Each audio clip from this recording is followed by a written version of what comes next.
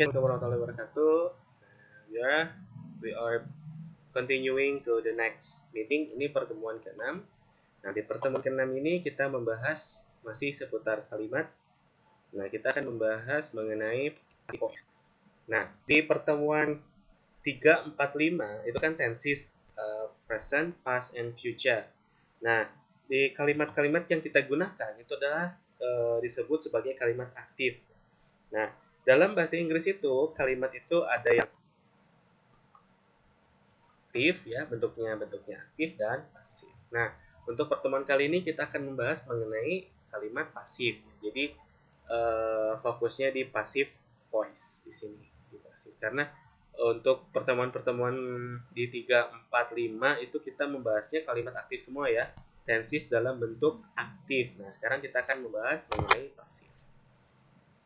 Pada dasarnya sebetulnya sama saja tensesnya, itu ada present, ada past, the future gitu ya. Jadi dalam bentuk kalimat pasif pun sama. Jadi ada past, ada present, ada past, ada present, ada future. Tapi untuk pertemuan 6 ini kita akan fokus di simple present passive voice.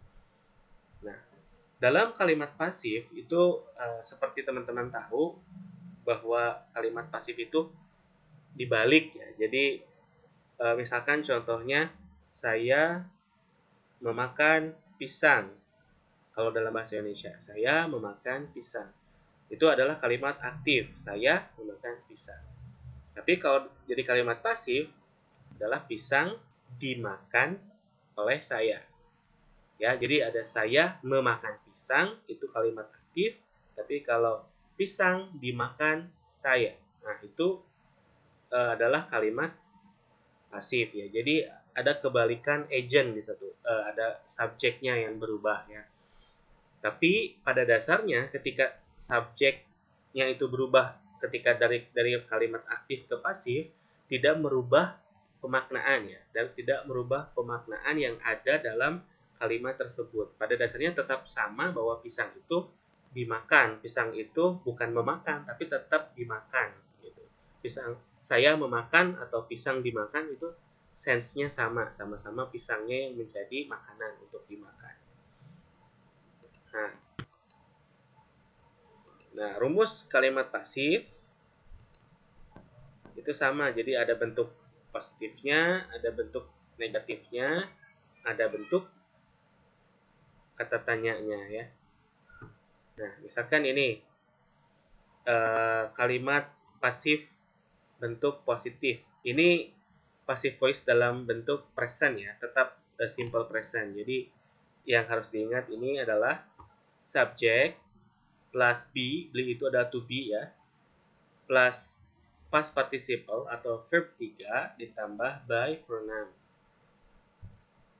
Subject plus be plus not plus past participle atau verb 3 ditambah by pronoun. Ini untuk yang negatif. Untuk yang interrogatif atau kalimat tanya, be plus subject plus past participle atau verb 3 plus by pronoun. Nah, gimana cara penggunaannya? Yuk kita lihat contohnya. Nah, ini di kalimat ini kalimat positif ya. Mary helps the boy. Nah, ini Mary helps the boy. Ini bentuk aktif ya. Mary helps the boy. Ini karena bentuknya simple present ya. Jadi negatifnya Mary does not help the boy. Kemudian negatifnya kata tanyanya does Mary help the boy. Nah, ini masih dalam bentuk aktif. Nah, aktif bentuk simple present. Nah, kalimat ini tentu bisa dirubah ke bentuk pasif. Bagaimana caranya? Kita lihat contohnya di sini, pasif. Nah, ini kan Mary helps the boy. Makanya pasif dalam bentuk positifnya adalah the boy is, nih harus dicatat bos. Nah, ini harus diganti dulu karena bentuk simple present. Ini is,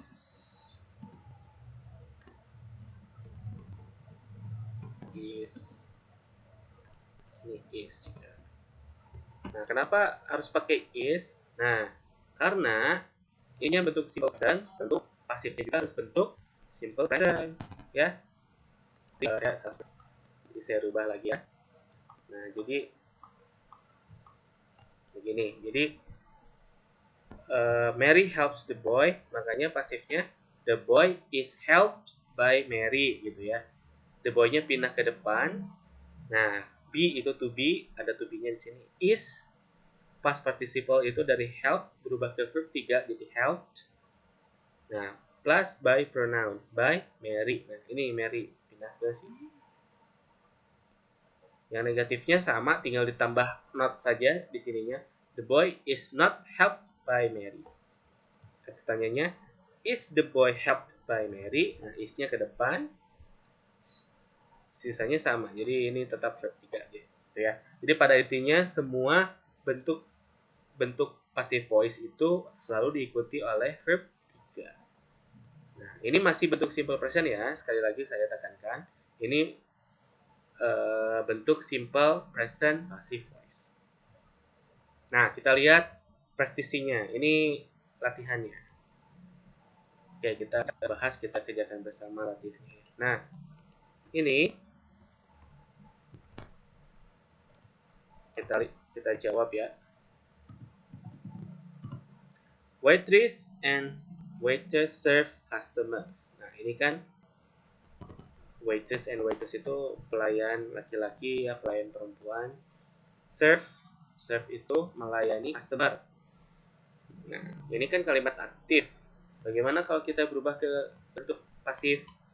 Nah, tinggal yang customer-nya kita kedepankan. Customers. Nah, customers itu kan jamak ya. Kalau jamak itu bukan pakai is tapi pakai are. Are. Nah, kemudian ininya berubah ke verb 3. Serve by. Nah, baru by-nya ini. Waitress and waiters. Nah, gitu. Oke, coba yang kedua. The teacher explains the lesson. The teacher explains the lesson. Berarti yang kita depankan adalah the lesson-nya ya, karena dia sebagai objek makanya dirubah ke depan. The lesson. Nah, ini the lesson itu bentuknya tunggal. Kalau tunggal pakai is. The lesson is. Nah, explain-nya ini berubah ke verb 3. Explain by. Nah, by-nya siapa? The teacher. The lesson is explained by the teacher. Nah, kemudian yang ini coba.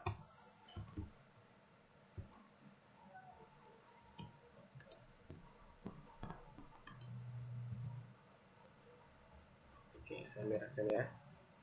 Ini saya tandai jawabannya. Oke, warna hijau. Hijau.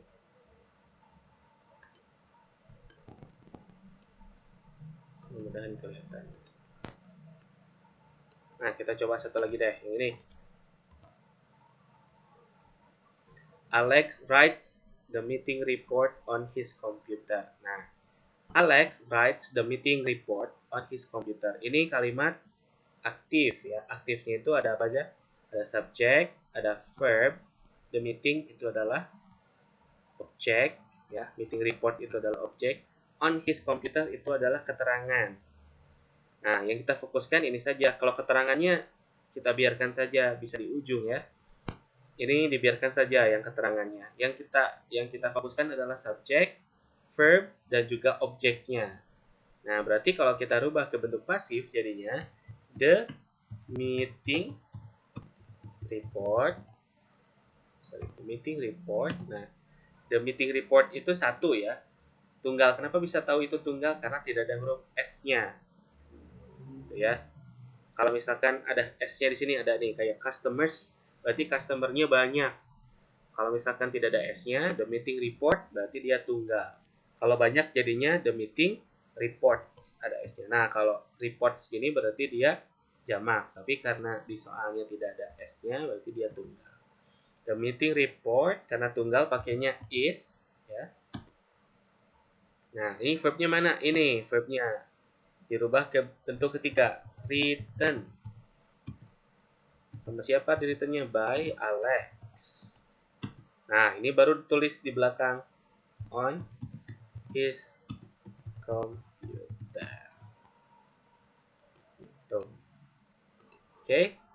Gampang ya. Ini masih bentuk simple present passive voice. Oke. Nah, jika ada pertanyaan boleh nanti teman-teman silakan bertanya di forum e-learning. Saya akan berikan beberapa latihan juga nanti di forum. Oke, thank you very much. I'll see you around. Assalamualaikum warahmatullahi wabarakatuh.